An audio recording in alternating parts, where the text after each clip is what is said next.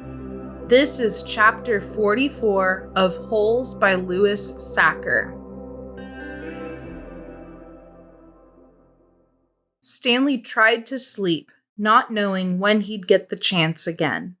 He heard the showers and later the sounds of dinner. He heard the creaking of the rec room door. His fingers drummed against the side of the hole. He heard his own heartbeat. He took a drink from the canteen. He had given Zero the water jars. They each had a good supply of onions. He wasn't sure how long he remained in the hole, maybe 5 hours. He was surprised when he heard Zero whispering for him to wake up. He didn't think he'd fallen asleep. If he had, he thought it must have just been for the last 5 minutes. Although, when he opened his eyes, he was surprised how dark it was. There was only one light on at camp, in the office. The sky was cloudy, so there was very little starlight. Stanley could see a sliver of a moon, which appeared and disappeared among the clouds. He carefully led Zero to the hole, which was hard to find in the darkness. He stumbled over a small pile of dirt. "I think this is it," he whispered. "You think?"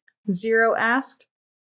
"It's it," said Stanley, sounding more certain than he really was.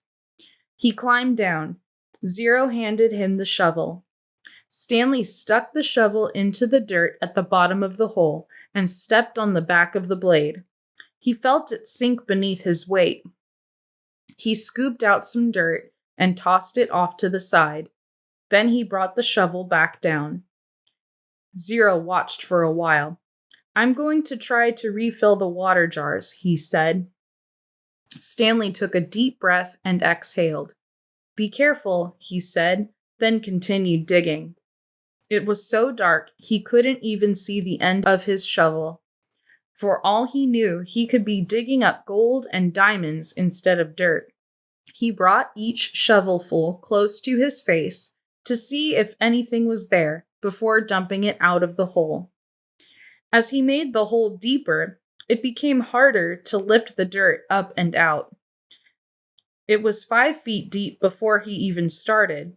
He decided to use his efforts to make it wider instead. This made more sense, he told himself.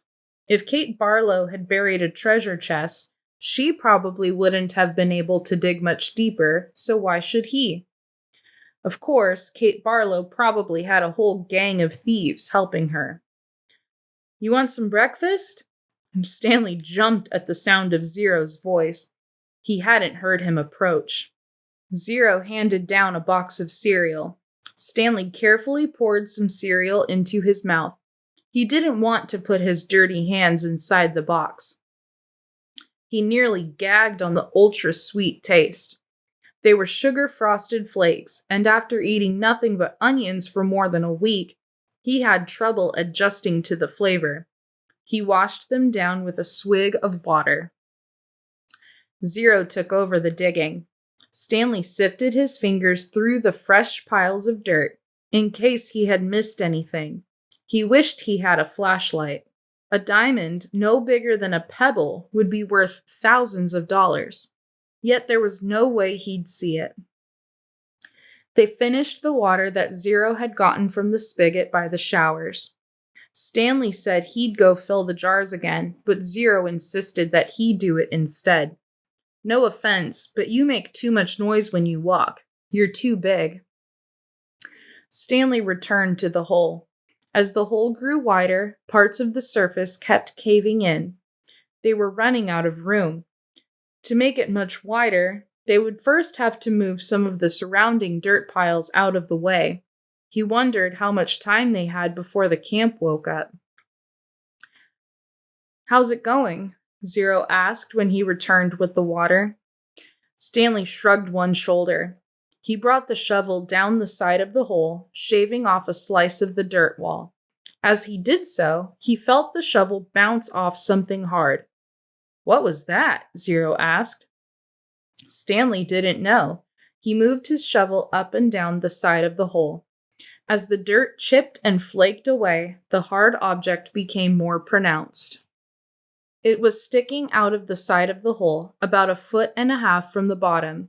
He felt it with his hands. "What is it?" Zero asked. He could just feel a corner of it. Most of it was still buried. It had the cool, smooth texture of metal.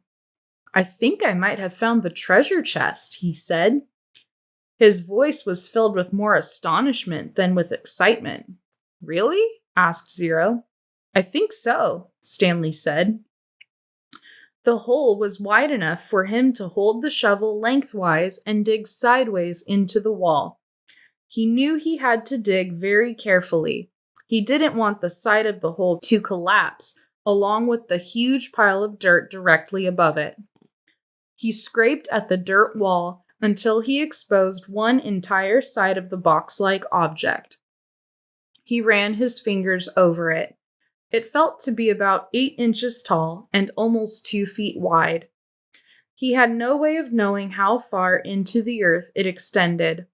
He tried pulling it out, but it wouldn't budge.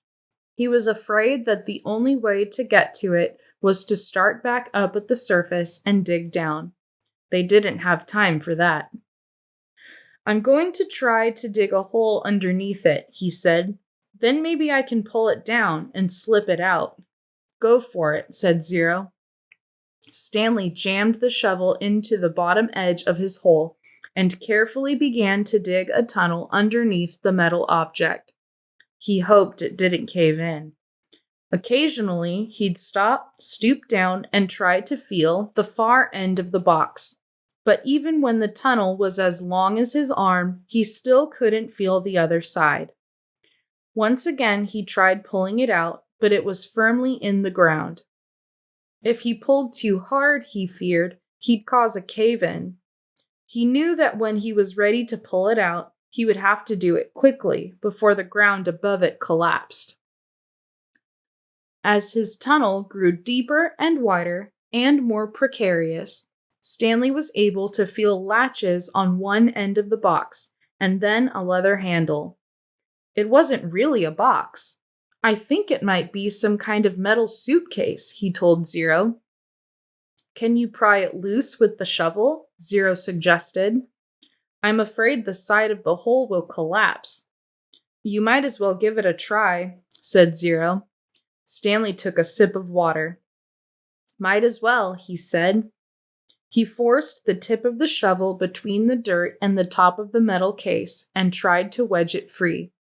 He wished he could see what he was doing. He worked the end of the shovel back and forth, up and down, until he felt the suitcase fall free. Then he felt the dirt come piling down on top of it. But it wasn't a huge cave-in. As he knelt down in the hole, he could tell that only a small portion of the earth had collapsed. He dug with his hands until he found the leather handle, and then he pulled the suitcase up and out of the dirt. "I got it!" he exclaimed. It was heavy. He handed it up to Zero. "You did it," Zero said, taking it from him. "We did it," said Stanley. He gathered his remaining strength and tried to pull himself up out of the hole. Suddenly, a bright light was shining in his face. "Thank you," said the warden. "You boys have been a big help."